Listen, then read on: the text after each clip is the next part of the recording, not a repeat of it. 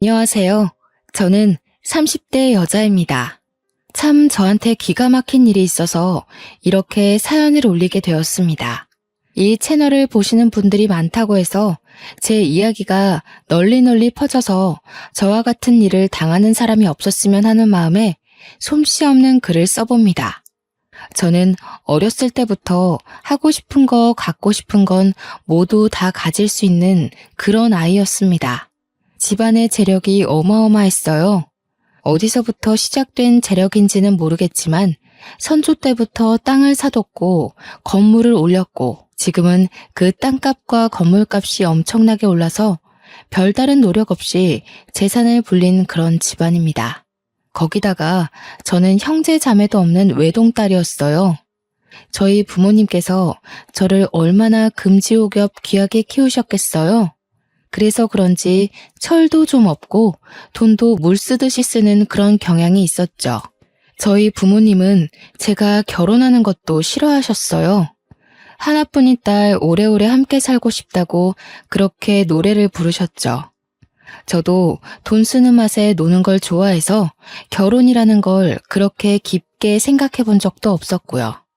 부모님은 제가 혹여라도 마음이 바뀔까 연애하는 것도 상당히 싫어하셨습니다. 그런데 어떻게 연애를 안 하고 살 수 있겠어요? 저한테는 남자친구가 당연히 있었습니다. 돈도 많고 얼굴도 야금야금 각종 시술을 했던 터라 스스로 꽤 예쁘다고 자부할 수 있었어요. 비싼 돈 주고 헬스장에서 개인 트레이너를 붙여서 운동도 했고 매일같이 다이어트 식단으로 식사를 채웠습니다. 자기 관리를 잘하는 여자인 셈이죠. 제 남자친구는 저의 절친의 오빠였습니다. 얼마나 절친이냐면 서로 서랍에 속옷이 몇 개가 있는지 알아맞힐 수 있을 정도로 절친이었어요. 철없이 놀러 다니는 데만 힘을 쏟는 저와 달리 똑부러지고 공부도 잘했던 친구였기에 저희 부모님도 엄청 좋아하셨고요. 제 절친의 말이라면 썩은 땅이라도 믿고 사실 분들이었죠. 처음 절친의 오빠와 사귀게 된 계기는 별것 없었습니다. 그냥 오빠가 저를 마음에 든다고 했고 당시 남자친구와 헤어졌던 터라 한번 만나나 보자 하는 마음에 소개를 받았고요. 근데 생각보다 너무 잘생긴 거예요. 아직 나이가 어리니까 얼굴이 전부 아니겠어요?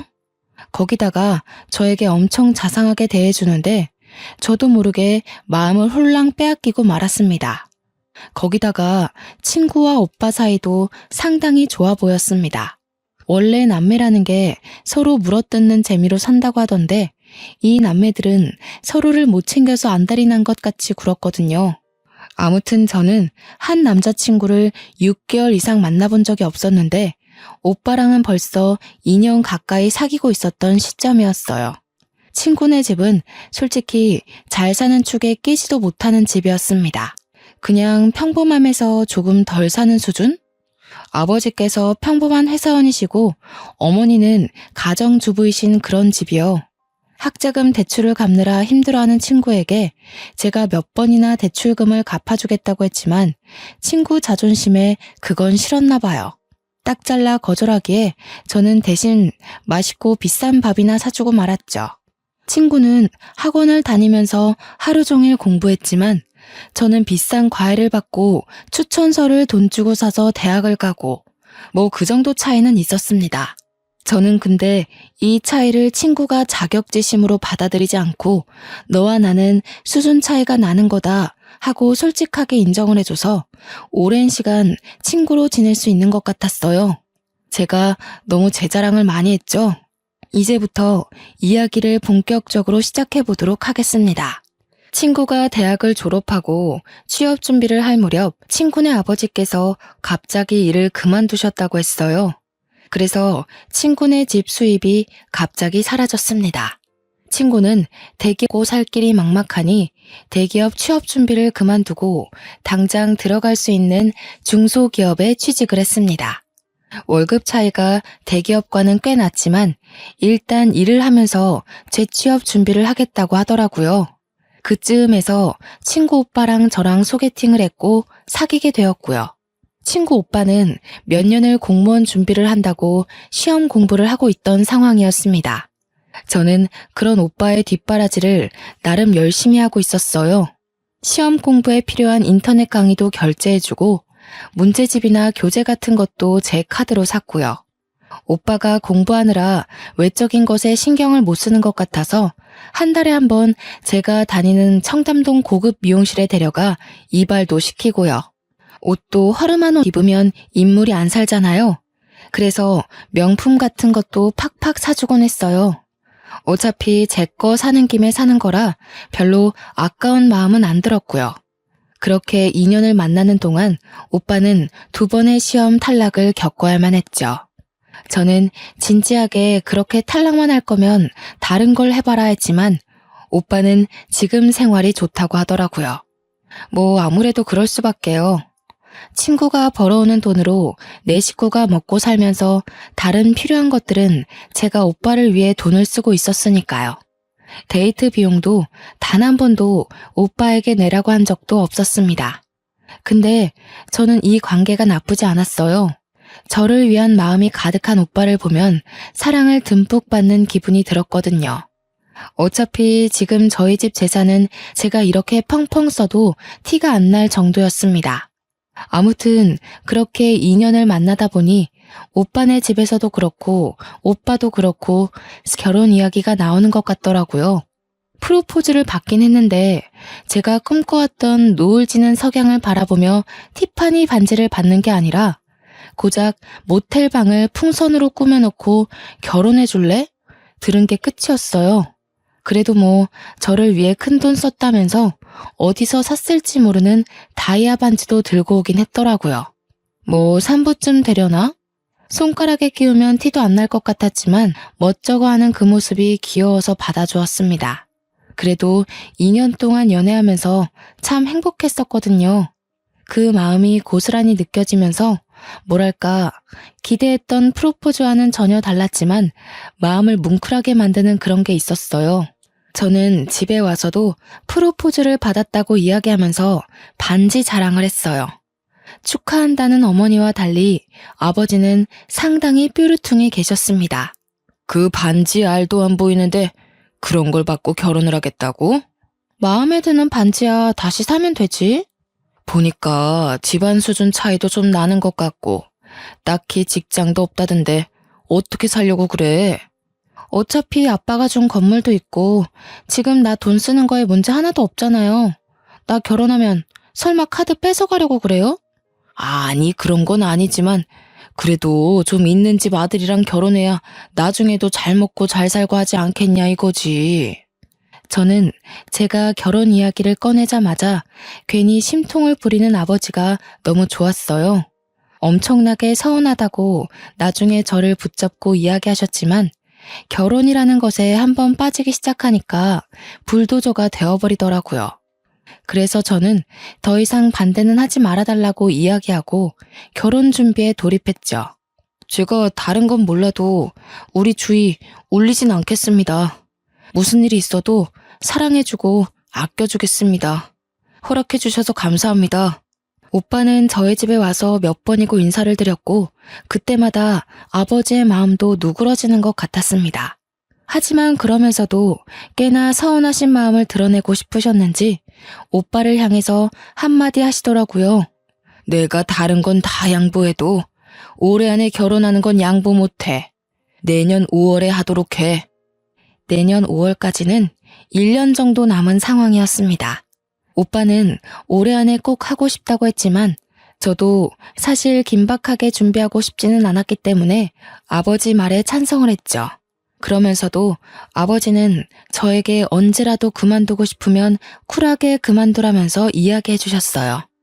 결혼은 하겠다고 마음먹고 준비를 시작하면 파혼하고 싶을 때 용기가 안 생기는 법이라고 하시면서요. 언제든 부당한 대우를 받으면 참지 말라고 제 편을 들어주시더라고요. 그게 너무 감사했습니다. 그렇게 차근차근 결혼 준비를 시작했습니다. 저희 집에도 오빠가 인사를 왔으니 저도 인사를 드리러 갔습니다. 최대한 단정하게 보이는 명품 투피스를 입고 머리도 미용실에 들러서 드라이까지 하고 갔죠. 친구네 집은 처음 가보는 거라 솔직히 좀 기대가 되기도 했습니다. 그런데 제 예상보다 더 가정 환경이 좋지 않더라고요. 군데군데 곰팡이 쓸어있는 벽지에 방은 그래도 3개가 있었지만 오빠가 사용하는 방은 정말 작아서 옷방으로 사용해야 할 것 같은 방이었어요. 오빠는 저에게 침대 하나만 있으면 되지 다른 건 필요 없어서 이 방을 선택했다고 하더라고요. 저는 그때 참 우애 좋은 남매라는 걸 다시 한번 느꼈습니다. 오빠가 더 큰 방을 사용할 수 있었음에도 동생을 위해 양보한 거니까요. 인사를 드리러 간 날 친구는 야근을 해야 된다고 저에게 미리 연락을 해주었어요. 집에 가서 인사 잘 드리라면서 화이팅이라고 문자도 보내주었고요. 은근 제 편을 들어줄 친구가 없으니 긴장이 되긴 하더라고요. 미리 준비해온 한우 세트를 사들고 방문을 하니 어머니께서 저를 반갑게 맞아주셨습니다.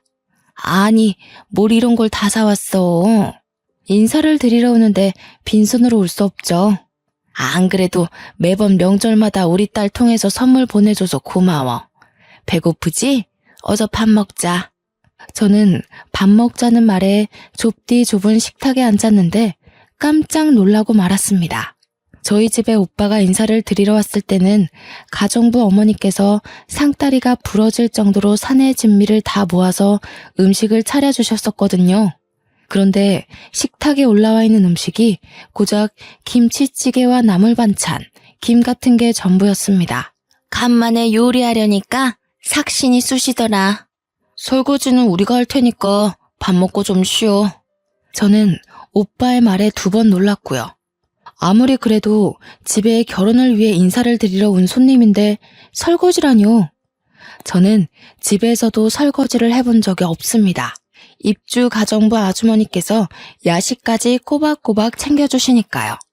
거기다가 일도 하지 않으시는 가정주부인데 김치찌개 끓이시고는 삭신이 쑤신다고 하시는 게 좀 이해가 가지 않았습니다. 근데 그렇다고 제가 이 자리를 박차고 나갈 수 있는 건 아니었으니까 조용히 밥을 먹었습니다.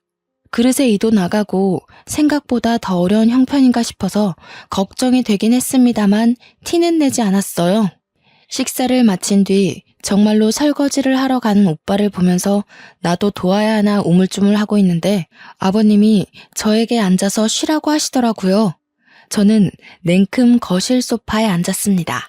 그러자 어머님께서 저에게 별로 곱지 않은 시선을 보내는 듯 했어요.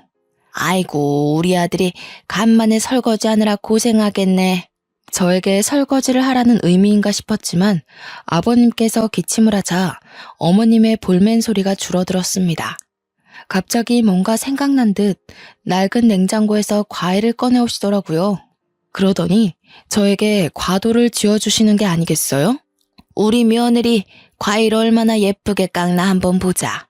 저는 과일도 제 손으로 깎아본 적이 없었기 때문에 너무나도 당황스러웠습니다.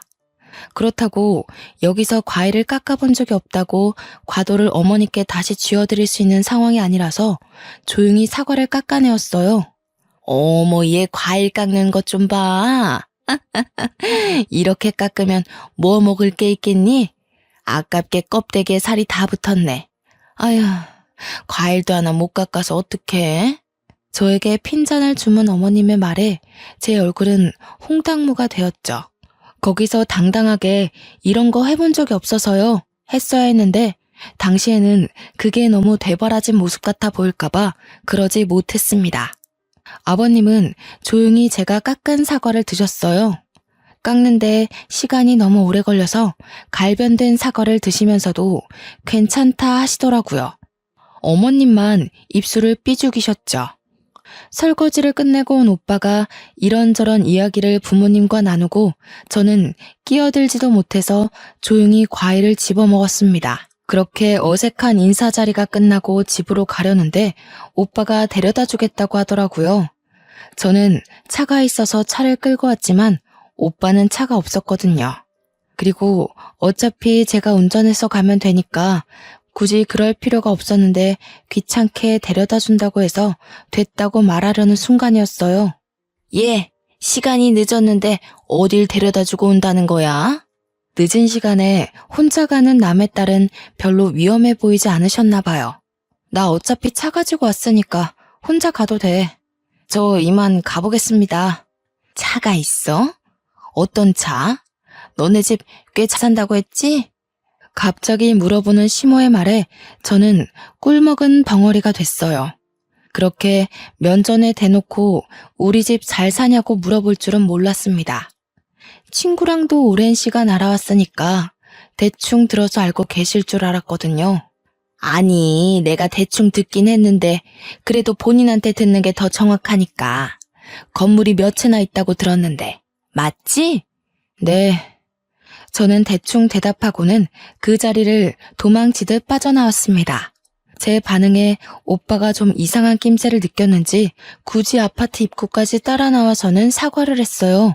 네가 너무 마음에 드셔서 질문을 좀 생각 없이 하신 것 같아. 벌써부터 가족같이 생각하시나 보다. 우리 자기 점수 많이 따서 좋겠네. 저는 오빠의 말에 조금 안심이 되었습니다. 가족같이 생각해서 그런 질문을 했다고 하면서 점수를 많이 딴 거라고 하니까요. 저는 오늘 즐거웠다고 인사를 하고는 집으로 돌아왔어요. 부모님께서 은근 궁금해하는 눈치셨지만 솔직히 말해봐야 흠만 될 것 같아서 잘 먹고 잘 쉬다 왔다고 둘러댔습니다. 이제 별 문제 없이 결혼 준비만 하면 되겠지 했던 제 생각은 아주 산산조각이 났습니다. 자꾸 시어머니 되실 분이 저에게 돈 가지고 훈수를 두기 시작한 거였어요. 예, 네가 이제 내 며느리가 될 거니까 솔직하게 한마디 해도 되겠니? 무슨 문제 있으세요? 아니, 너 지난번에 집에 올 때 입었던 옷, 그거 땡땡 명품 브랜드 옷 맞지? 그렇게 자꾸 사치 부리다가는 버는 족족 옷 사고 가방 사는데 다 나가지 않겠니? 우리 아들이 이제 공무원 되면 공무원 월급으로는 상상도 못할 건물들이잖아. 저는 제 카드를 사용해서 사는 물건들인데 저한테 왜 그런 말을 하는지 이해하지 못했습니다. 어차피 결혼해서도 물려받은 제 건물들에서 나오는 월세로 사고 싶은 거 사고 놀러 가고 싶으면 놀러 가고 그렇게 살 건데 말이죠.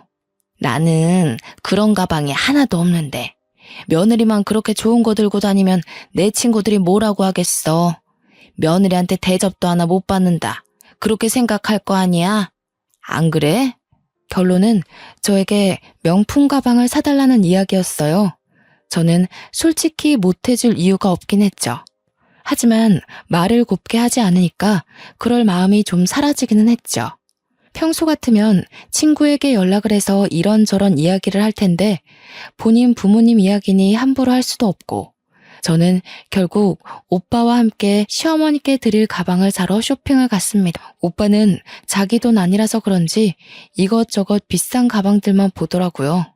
저는 좋은 게 좋은 거라 생각하면서 시어머니께 드릴 가방과 스카프, 드릴 지갑과 벨트를 샀습니다. 제가 선물을 한 보따리 들고 시댁에 방문하자 정말 엄청나게 좋아하시더라고요. 어머, 얘 뭐 이런 걸 다 사왔어? 네가 나 기살려주려고 아주 작정을 했구나. 근데 여기 브랜드보다는 V 브랜드가 더 비싸지 않니?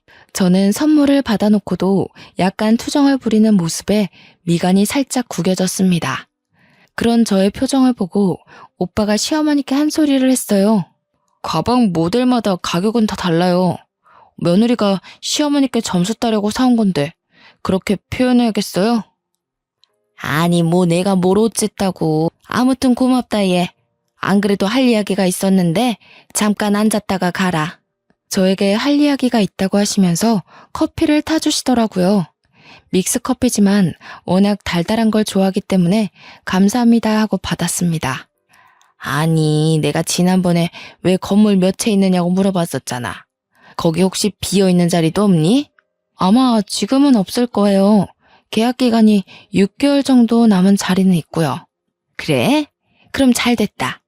알다시피 우리 딸이 혼자 벌어다가 가족들 생계를 책임지고 있잖니. 하루 이틀 미안해야지 원. 그래서 말인데 나랑 바깥 양반이랑 가게라도 한번 해볼까 하는데 며느리 좋다는 게 뭐야. 자리 하나만 내줘. 건물에 임대를 달라는 말씀이시죠? 우리가 가진 게 별로 없어서 보증금도 못 주긴 하지만 그래도 노후 준비는 해야 되지 않겠니? 장사하면서 너네가 우리 용돈 주고 생활비 보태주고 하면 노후 준비는 충분할 것 같은데 아니면 아예 우리 노후 준비하라고 크게 한 방 싸줘도 되고. 저는 갑자기 저에게 노후 준비를 운운하며 돈을 달라는 식으로 말하는 시어머니 행동이 이해가지 않았습니다. 솔직히 저도 부모님 잘 만난 덕에 돈 걱정 없이 살고 있긴 하지만 적어도 자식 둘 다 성인으로 키웠으면 노후 준비는 스스로 하셔야 하는 게 아닌가요? 자식도 아니고 며느리에게 당연하다는 듯 요구하는 게 그것도 아직 결혼을 한 사이도 아니고요. 그리고 내가 들어보니까 차도 여러 대 있다던데. 맞지? 저는 평소에 차를 참 좋아해서 마음에 드는 모델이 있으면 리스로라도 꼭 끌어보는 성격이었습니다. 그래서 지금 보유하고 있는 자동차가 3대 정도 있었고요. 네, 차 몇 대 있어요. 아니 우리 차가 벌써 16년 가까이 된 경차거든. 15만 킬로 이상을 타다 보니까 글쎄 차가 너무 낡았지 뭐야. 끌고 나갔다가 사고가 날 수도 있고 우리가 사고 나면 자식들이 걱정이지 뭐. 그래서 말인데 우리도 새 차 하나 해주는 게 어때? 새 차를요? 응, 이왕이면 새 차가 좋지. 내가 봐둔 모델이 있거든. 핸드폰으로 전송해둘게. 저는 당황했어요. 솔직히 저한테 차를 바꿔달라고 할 줄은 몰랐거든요. 차가 한두 푼 하는 것도 아닌데 말이죠. 적어도 몇 천은 들 텐데 신혼집을 해주시는 것도 아니면서 저런 걸 요구하다니 좀 뻔뻔하다는 생각이 들었습니다. 안 그래도 차가 좀 오락가락하길래 불안하긴 했는데 사고 나기 전에 바꾸는 게 현명하긴 하지. 오빠마저도 차를 바꿔달라는 식으로 이야기하길래 저는 마지못해 일단 알았다는 행동을 했습니다. 집에 와서 고민하다가 결국 제 차 중에 국산 세단 하나를 드리기로 마음을 먹었어요. 그 차도 제가 소중하게 생각하는 차였지만 지금 새 차를 계약하기에는 시간도 오래 걸릴 것 같았거든요. 명의는 바꾸지 않고 보험만 모든 사람이 운전할 수 있도록 바꾼 뒤 차를 가져다 드리니 시어머니께서 상당히 당황해 하시더라고요. 예, 지금 이 차 우리 타라고 준 거니? 네, 국산차 모델 중에서는 고가 세단이고 배기량도 좋고 관리하시기도 어렵진 않을 거예요. 보험도 제가 받고 나서 바로 타시면 돼요. 시어머니는 알겠다고 하시고는 집으로 획 들어가 버리셨어요. 아무리 그래도 차 한 잔 먹고 가라는 소리도 없이 그러셔서 조금 서운했습니다. 일단 차도 해드렸겠다. 이제 혼수만 제대로 준비하면 되려나 싶었습니다. 근데 문제는 거기서 끝나지 않았습니다. 신혼집을 제대로 정하지 못한 거예요. 저는 오빠에게 넌지시 신혼집에 대해서 물어보았습니다. 우리 집은 어디로 해주신대? 그게 무슨 소리야? 집으로 해주셔? 혼수는 내가 다 해갈 거고 차도 드렸잖아. 원하시는 명품들도 싹 선물로 드렸으니까 집은 해주셔야지. 우리 부모님이 그러시던데? 와, 진짜 있는 사람들이 더하다고 하더니 너무한 거 아니야? 우리 부모님 집 봤지? 노후 준비도 제대로 못 하신 거. 그러는 와중에 집까지 해달라는 건 좀 너무하지 않아? 그러면 집까지 나보고 하라는 이야기야? 지금 너도 돈 가지고 유세 떠는 거야? 솔직히 나는 우리 사이에 돈 문제로 이렇게 싸움이 난 적 없어서 이 상황이 너무 지치네. 당연히 집은 너희 집에서 해주는 줄 알았어. 그러면서 어깨를 축 늘리는 오빠의 모습에 저는 미안한 마음이 조금 들었어요. 오빠의 말 맞다나 제가 훨씬 잘 살고 있으니 사랑만 있다면 누가 집을 해오는 게 문제가 될까요? 어차피 명의도 제 명의로 두면 되는 것인데 제가 너무 스트레스를 받아서 오빠에게 인색하게 군 것 같았습니다. 저는 알겠다고 하고 부모님께 이 이야기를 전했어요.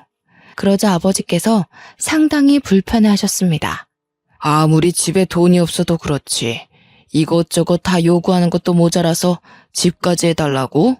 어차피 제가 살고 있는 집도 평수 넉넉해서 신혼집으로 꾸미기에 나쁘지 않을 것 같고요. 기운 집안에 시집 보내는 것도 속이 터지겠는데 참, 그래도 네가 그렇게 좋다고 하니 내가 어찌 반대를 하겠니? 속상해 하시면서도 아버지는 제 편을 들어주셨습니다. 저는 그래서 일단 침대나 가구를 바꾸기로 결정하고 오빠와 함께 혼수를 보러 다녔어요. 결혼식까지는 6개월 정도 남아있는 상태였기 때문에 일단 신혼집부터 새로 꾸미기로 결정했지요. 가구를 보고 살림을 보러 다니니 또 신이 나더라고요. 항상 새 물건을 구입할 때는 기분이 좋잖아요. 세탁기도 바꾸고 냉장고도 좀 더 큰 걸로 바꾸기로 결정하고는 혼수를 보고 있는데 시어머니께서 찾아오셨습니다. 예, 가전이나 혼수 볼 때는 어른들이랑 함께 다니는 거야. 저는 신이 나서 백화점 가전 매장을 쭉 훑었습니다. 냉장고랑 김치 냉장고를 한창 보고 있는데 시어머니께서 냉장고를 막 어루만지면서 저에게 말씀하시더라고요. 이 냉장고 엄청 좋아 보이지? 네, 근데 너무 커서 신혼 살림에는 어울리지 않을 것 같아요. 누가 신혼집 말하니? 우리 집 말이야. 냉장고 바꾸시려고요? 여러 개 사면 좀 싸게 안 해주겠니? 너 신혼 가구 바꾸는 김에 우리 집 냉장고도 좀 바꿔주렴. 저는 거기서 우뚝 멈춰서서 오빠를 바라보았습니다. 그러자 오빠 입에서 나온 말이 가관이었어요. 차도 있던 거 줬으니까 돈 아꼈잖아. 냉장고 하나 바꿔드려도 괜찮을 것 같지 않아? 차값 생각하면 훨씬 싸게 먹히는 장사 같은데. 그래. 너 외제차도 2대나 있다면서 굳이 우리한테 국산차 준 거 아니니? 굳었으니까 그걸로 냉장고나 한 대 사줘라. 이 김치 냉장고랑 세트인가 본데? 저는 냉장고에 흠뻑 빠진 시어머니를 두고 오빠를 잡아채서 구석진 곳으로 갔습니다. 해도 너무하지 않아? 냉장고까지 사달라고 하는 건. 그리고 외제차 이야기는 왜 나오는 거야? 그거 유지할 수 있는 돈은 있고? 그 정도는 네가 좀 챙겨줄 수 있는 거잖아. 결혼도 코앞인데 그 공무원 시험 때려치고 취직할 생각이나 해. 저는 오빠에게 딱 잘라 이야기했고 더 이상 오빠는 냉장고를 사주라는 이야기를 하지 않았습니다. 저는 진짜 하다 이런 것까지 요구하는 시댁에 점점 질려가고 있었어요. 그날 이후 연락이 뜸했던 오빠는 갑자기 저에게 돈을 좀 빌려줄 수 있느냐고 물었습니다. 생활비가 모자라다는 이유였어요. 친구가 이번 달에 돈 나갈 일이 많아서 생활비를 적게 가져다 주었다는 것이었죠. 저는 제 친구가 진심으로 불쌍하게 느껴졌습니다. 그렇게 고생해서 돈을 벌어 집에서 한량처럼 놀고 있는 식구들에게 갖다 바쳐야 한다는 사실이요. 저는 오빠에게 제 카드를 한 장 주었습니다. 한도가 얼마였는지 기억도 안 나는 카드이지만 당장 생활비가 모자라다고 울먹이는데 어떻게 모른 척할 수 있겠어요? 그랬더니 글쎄 카드를 긁어도 너무 긁는 게 아니겠어요? 무슨 백화점에 뭘 샀고 하루 종일 카드 알림 문자가 도착했습니다. 저는 그 내역에서 또 한 번 깊은 빡침을 느꼈죠. 어머님께서 가지고 싶다던 냉장고를 결제한 내역이 떡하니 있는 게 아니겠어요? 오빠, 지금 내 카드로 냉장고를 산 거야? 지금 내 카드 내역 일일이 확인한 거야? 그게 왜 오빠 카드야, 내 카드지. 문자 알림 오는 거 몰라서 그래? 생활비가 모자라다더니 웬 냉장고를 긁어? 우리 집 냉장고가 많이 낡아서 고장이 났어. 급하게 사느라 어쩔 수 없이 네 카드 좀 썼어. 미안해. 그래도 카드 한도 자체가 제가 감당할 수 있는 정도라서 일단 넘어가줬습니다. 그런데 제가 진짜 제일 열받는 일은 그 다음에 벌어졌어요. 결혼식을 3개월 앞둔 시점 청첩장이 나왔고 저는 청첩장을 돌리러 다니기 시작했습니다. 저희 부모님께서도 슬슬 지인분들께 청첩장을 나눠주겠다고 하셨고요. 드디어 결혼하는구나 싶어서 마음이 두근두근 거릴 때 시어머니께서 전화를 하셨어요. 예, 바쁘니? 무슨 일이세요? 아니, 내가 용한 점집에 갔는데 네가 남자가 많아 보인다고 하지 뭐야? 너 사주 좀 불러봐라. 내가 제대로 점 한번 쳐야겠다. 아니다, 그러지 말고 안 바쁘면 나와. 나랑 우리 도령님 만나러 가게. 어머님, 저 천주교 신자라서 사주 같은 거 안 봐요. 지금 벌써부터 내 말을 안 듣는 거야? 내 말이 우스워?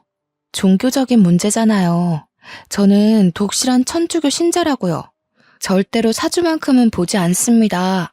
너 찔리는 게 있어서 그러는 거 아니야? 내가 이야기 들어보니까 속옷도 맨날 야시러운 것만 입는다고 하던데. 그런 것도 결혼하기 전에 다 정리해. 분명 도령님께서 너 남자 많아 보인다고 했었다고. 그게 다 그런 데서 보이는 거 아니겠니? 아니 무슨 도령님이 제 속옷을 본 것도 아니면서 저런 식으로 저를 음해하는 게 너무 어이가 없었습니다. 가뜩이나 냉장고 사건 이후에 시어머니와 연락을 자제하고 있었는데 저한테 남자가 많아 보이네 어쩌네 하면서 예의 없게 행동하시니까 더 싫더라고요. 점점 전화에 대고 잔소리하는 것도 질려가서 휴대폰을 슬쩍 귀에서 떼고 딴짓을 하고 있는데 선을 넘으시더라고요. 내가 우리 딸한테 들으니까 너 한 남자를 오래 못 만난다고 하더라. 나중에 바람이라도 피면 위자료 아주 단단히 준비할 거야. 알겠어? 저는 기가 막히고 코가 막혔습니다. 제 절친이 그런 소리를 했다는 것도 믿기지 않는 일인데 위자료 이야기를 꺼내는 거 정상일까요? 저는 청첩장을 모조리 찢어버리고 싶었습니다. 지금까지 제가 해간 것만 해도 얼마인지 가늠이 되시나요? 무려 갖은 명품들에 차도 한 대 들였고 신혼집도 제 명의의 집에서 시작하기로 한 마당에 거기에 냉장고까지. 오빠는 그 와중에도 뭘 하고 다니는지 제 카드로 사치를 부리는데 여념이 없었습니다. 저는 더 이상 참을 수 없었습니다. 일단 시작이 절친의 말에서 비롯된 거라고 하시니 저는 제 친구에게 전화를 걸었습니다. 껏 지친 목소리로 저의 전화를 받더라고요. 너 도대체 집에다가 무슨 소리를 하고 다닌 거야? 내가 무슨 소리를 어떻게 하고 다녔다는 거야? 뭔데 다짜고짜. 어머님께서 내가 무슨 야한 속옷을 입는다는 둥, 한 남자를 오래 못 만난다는데 바람 피면 위자료 두둑하게 준비하라는 둥, 이게 다 무슨 소리냐고. 나도 처음 듣는 소리야. 그게 말이 돼? 어머님께서 너한테 들었다고 이미 다 말씀하셨어. 친구는 한참 동안 말이 없다가 한숨을 푹 내쉬더라고요. 그렇게 입 조심하라고 했는데 내가. 그래, 뭐 틀린 말도 아니잖아. 너 여태 연애했던 사람들 6개월 이상 만난 거 본 적 없고 속옷도 야한 거만 입는 거 내가 모르겠어? 오히려 당당하게 나오니까 제 말문이 턱 막히더라고요. 내가 그거 다 알면서도 우리 오빠 소개시켜준 거야. 그러니까 나한테 잘해. 이제 나 너의 신우이인 거 잘 알지? 인터넷 카페 글만 봐도 신우이한테 밑보였다가 당하는 사람이 얼마나 많은데. 내가 왜 너한테 잘해야 되니? 사람 기분 나쁘게 만들지 마. 시집살이 제대로 당하고 싶어서 그래? 청첩장도 나온 마당에 이제여서 파혼이라도 하게? 파혼하면 너네 부모님 얼굴에 먹칠하는 거라는 거 몰라서 그래? 저는 제 절친이 왜 저한테 이렇게 날카롭게 구는지 이해를 할 수가 없었습니다. 서로의 단짝이고 영혼까지 나눴다고 생각했던 친구였는데 저 이렇게 나를 세우니 서운해서 눈물이 나오더라고요. 유일하게 제가 믿고 의지했던 자격지심 없던 친구였으니까요. 내가 너한테 무슨 실수라도 했어? 갑자기 왜 이래? 솔직히 너무 서운하다. 뭐가 서운해? 나는 네가 우리 집에 시집 오면 우리 부모님 좀 챙길 줄 알았어. 내가 못 챙긴 게 도대체 뭔데? 부담 주지 말라고 해서 신혼집도 혼수도 다 내가 내 돈으로 했어. 너희 집 냉장고도 내 돈으로 바꾼 거고 차도 들였어. 그것뿐이야? 원하시는 명품들도 다 사다 바쳤는데 내가 뭘 안 챙겼다는 거야? 너 남는 건물 거기에 우리 부모님 가게는 왜 쏙 빼먹어? 우리 부모님 6개월 남은 그 자리에 가게 들어간다고 얼마나 좋아하셨었는데. 거기 연장 계약했다며? 거기는 이미 오랜 시간 있던 자리라서 어쩔 수 없이 연장한 거지. 그리고 내 건물 내가 알아서 사용하겠다는데 왜 네가 나한테 화를 내? 내가 좀 알아봤어. 너 가진 건물들 중에 강남에 A타워 있지? A타워는 제가 가진 건물 중에 가장 비싼 건물이었어요. 한 달에 들어오는 월세만 해도 어마어마했습니다. 그 건물 월세가 워낙 비싸기도 하고 장사가 조금만 안 돼도 빛나기 딱 좋은 곳이라 웬만한 체인점 아니고서야 입주할 엄두를 못 내는 곳이었습니다. 그런데 그 건물을 딱 이야기하지 않겠어요?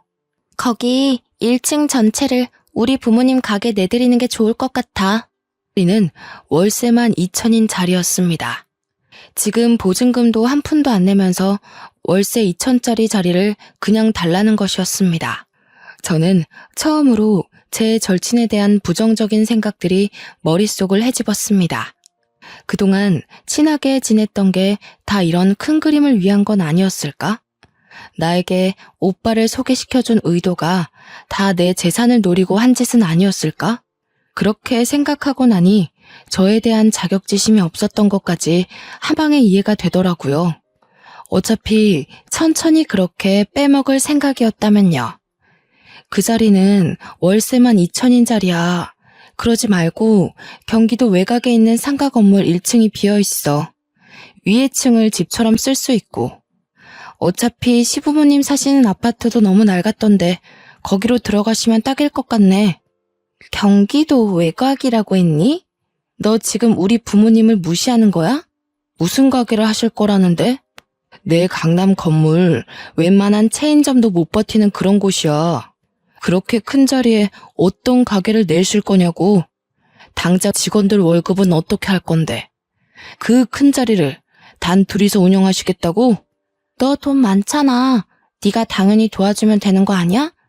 무슨 가게를 할지는 앞으로 천천히 정하면 되지. 저는 할 말 없다고 하고는 전화를 뚝 끊어버렸습니다. 뒤로 친구가 저에게 두어 번 더 전화를 걸었지만 저는 무시했고요. 이 정도면 저도 파혼할 명분이 충분하다는 생각이 들었습니다. 마음을 다시 한번 다잡았어요.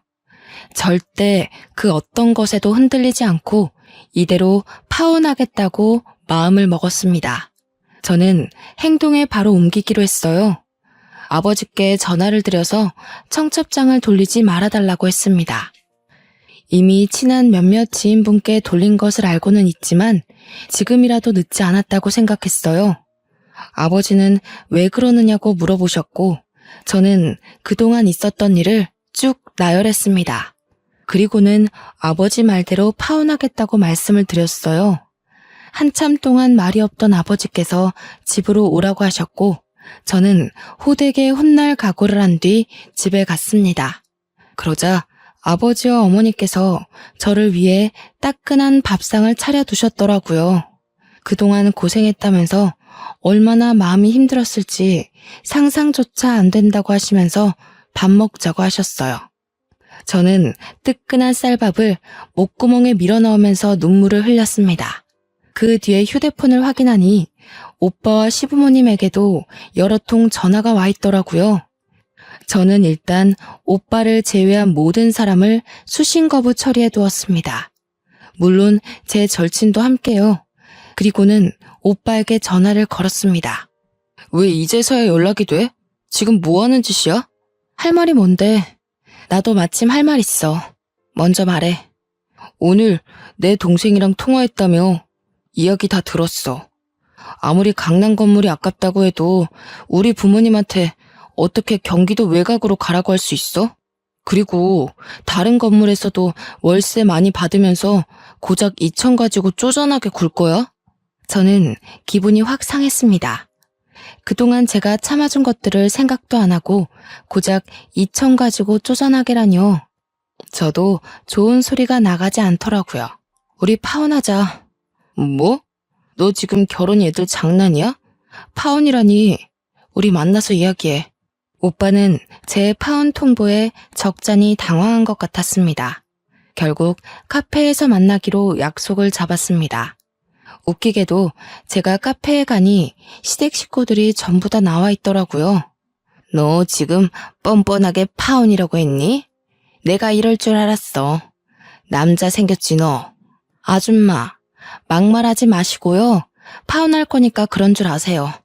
일단 내가 준 차부터 내놓으시고 오빠는 내 카드 쓴 것도 내역 정리해서 줄 테니 입금해.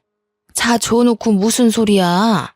너 때문에 우리 차 팔았던 건 생각 안 하고 차를 내놓으라고? 이대로는 파혼 못해. 위자료 내놔. 위자료? 너 지금 나한테 위자료를 내놓으라 했어? 지금 누가 누구한테 할 소리를 해. 그날은 도무지 서로 자기 할 말만 하느라 대화가 이루어지지 않았습니다. 저는 집에 돌아오자마자 아버지 지인 변호사를 통해서 제 카드를 쓴 내역을 모조리 정리해 소송을 걸기로 했어요.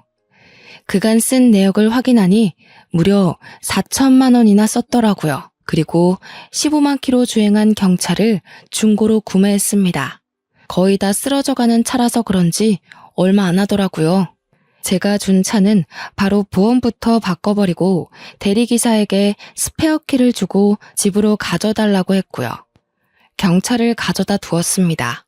제가 도무지 파혼에 대한 생각을 굽히지 않자 저에게 미안하다고 집 앞으로 찾아와 빌고 있는 오빠에게 경차 차 키를 던져주었습니다. 저에게 치사한 거 아니냐고 하더라고요. 저는 대꾸하지 않고 다음날 변호사를 통해 내용 증명도 보냈고요. 당장 돈 때문에 발등에 불이 떨어진 오빠네 가족 모두 다 저희 집에 찾아와서 울고 불고 빌고 나중에는 소리 지르고 난리를 치더라고요. 저는 조용히 경찰을 불러서 해결했습니다. 아버지는 제게 아주 강단있는 결정을 했다면서 칭찬해 주셨고요. 그날을 계기로 하나 배웠습니다. 사람은 급이 맞는 사람과 살아야 한다는 것을요. 비록 절친을 잃었지만 어차피 겉과 속이 다른 사람이었으니 큰 미련 두지 않기로 했습니다. 저는 제가 살던 집을 처분했고 지금 본가에 들어와 살고 있어요. 부모님과 행복하게 살다가 나중에 선봐서 급 맞는 사람과 결혼하려고 합니다. 제 이야기를 들어주셔서 너무나도 고맙습니다.